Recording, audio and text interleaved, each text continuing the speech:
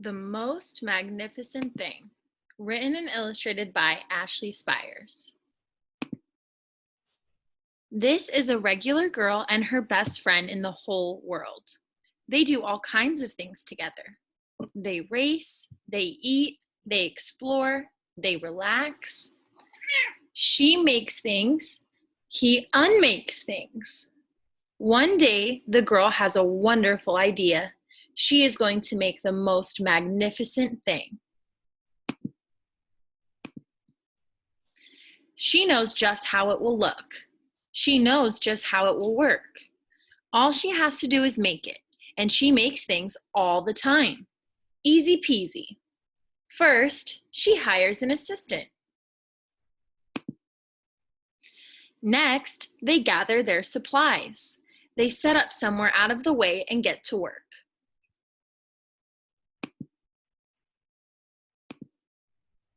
The girl tinkers and hammers and measures, while her assistant pounces and growls and chews.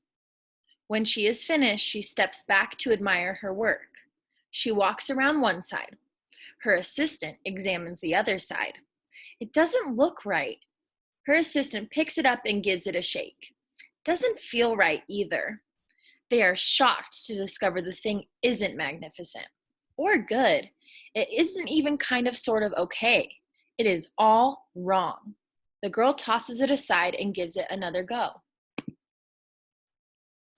She smooths and wrenches and fiddles. Her assistant circles and tugs and wags. When she is finished, she stands up and takes a long look at it. Her assistant gives it a nudge with his paw. The thing is still wrong. She decides to try again. The girl saws and glues and adjusts. She stands and examines and stares. She twists and tweaks and fastens. She fixes and straightens and studies. She tries all different ways to make it better. She makes it square. She makes it round. She gives it legs. She adds antenna. She makes it fuzzy. She makes it long, short, rough, smooth, big, small. One even smells of stinky cheese, but none of them are magnificent. Her hard work attracts a few admirers, but they don't understand. They can't see the magnificent thing she has in her mind. She gets mad.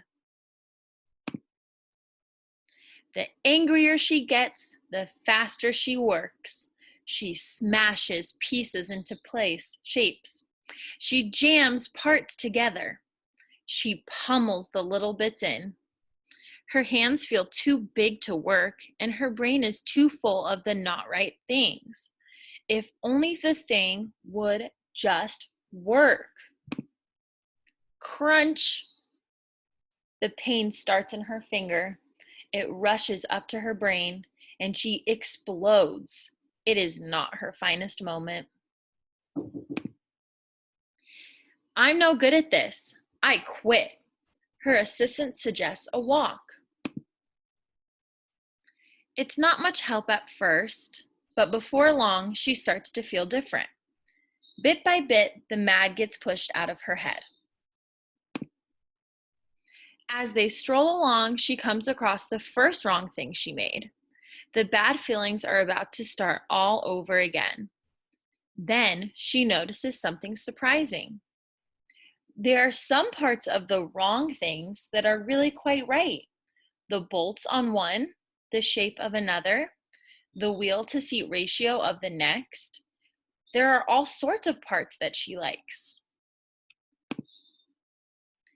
By the time she reaches the end of the trail, she finally knows how to make the thing magnificent. She gets to work. She works carefully and slowly, tinkering, hammering, twisting, fiddling, gluing, painting. Her assistant makes sure there are no distractions. This is the perfect thing to ward off bears. This will stop that leak. This one's all wet. The afternoon fades into evening. Finally, she finishes. She alerts her assistant. The pair take a good long look. It leans a little bit to the left, and it's a bit heavier than expected. The color could use a bit of work too, but it's just what she wanted. They climb aboard and take it for a spin. They are not disappointed. It really is the most magnificent thing. The end.